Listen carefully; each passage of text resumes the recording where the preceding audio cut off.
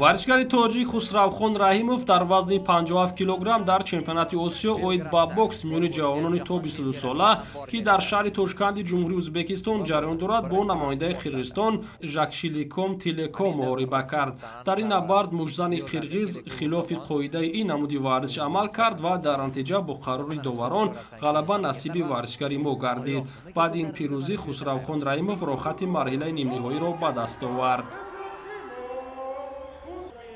مجزن دیگری تاجیک عبدالرحمان یعقوبов در وزن 60 کیلوگرم بر مقابل نماینده مغولستان بویندالای баярху وارد رینگ گردید. نبرد ورزشکاران طول 3 راوند مقرر شده ادامه کرد و در آخر با حساب 4-1 با پیروزی ورزشکاری مغول خاتمه یافت.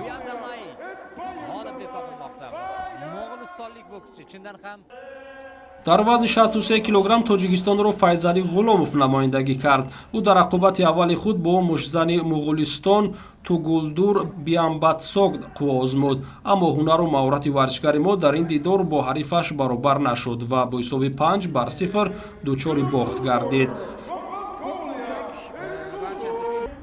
همچنین ورزشکار دیگری ما خورشید اسفالیف در وزن 71 کیلوگرم بر رینگ برآمد. حریف او نورالدین رستمبек اولو از قرقیزستان بود. در 3 راوند مسابقه بیشتر امتیازها به حریف او داده شد و همین طریق این مجزن ما نیز با حساب 5-0 دچار باخت گردید و از ادامه رقابت‌ها محروم شد.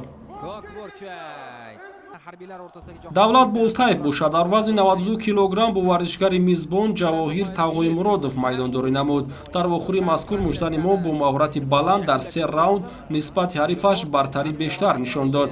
ҳамин тариқ дар охир бо қарори якдилонаи доварон давлат болтаев бо ҳисоби 5-0 дастболо шуд. ҳамчунин дар чемпионати осиё акмал абдуллоев ҳамчун довари дараҷаи байналмилалӣ аз тоҷикистон иштирок дорад. мусобиқаи мазкур то 29 январ идома мекунад. аз натиҷаи ҳунарнамоии ورزشکاران دیگر تاجیک در نشرهای بعدی اطلاع می‌دهیم.